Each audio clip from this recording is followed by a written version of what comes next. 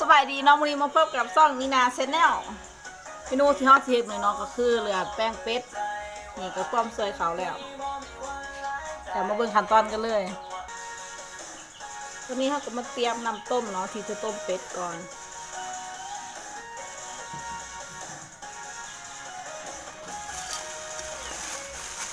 ก็มันเลือดเป็ด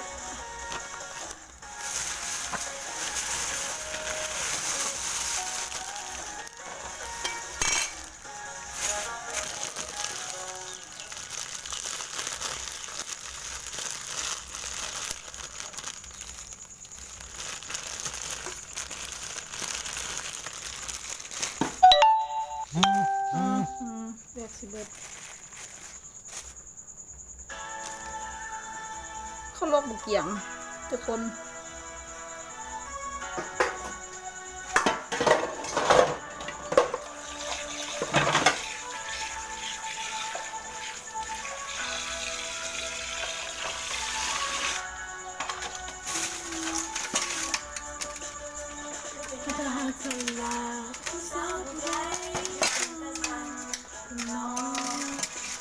ใจที่คือพ่อ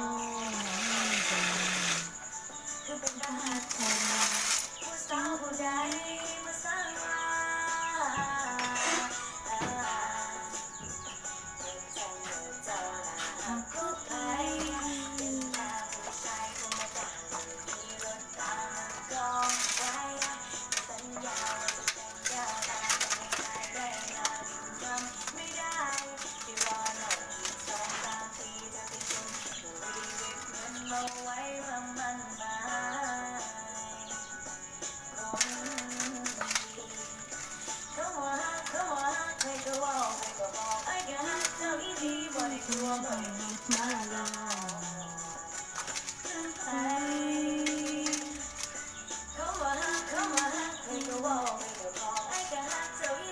ขอบใจใส่ร้านเก็บมาเลย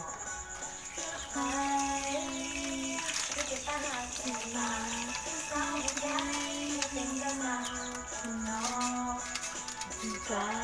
ที่คิดพ่อให้กันผู้เป็นทหารเธอมาผู้สาวผู้ใดมาสร้างมา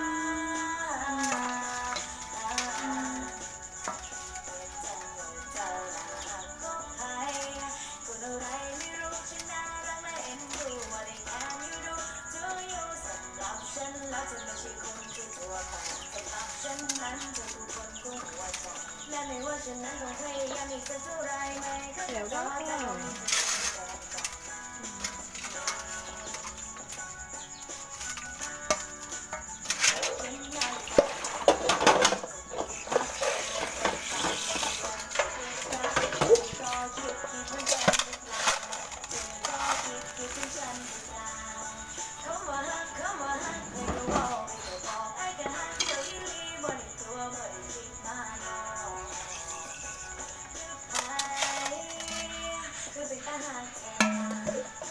ขั้นตอนการคั่วเลย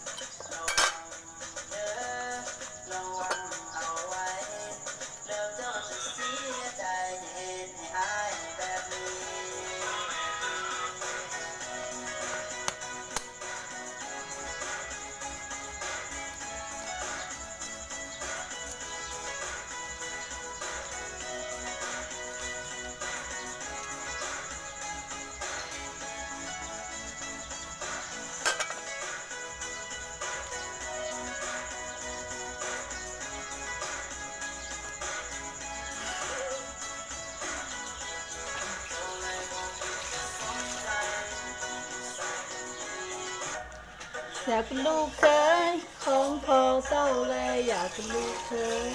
ของพ่อเจ้าอยากเป็นลูกเคยของพ่อเจ้าเลยอยากเป็นลูกเคยของแม่เจ้าอยากผู้สาวส่วนที่ใดอยากเป็น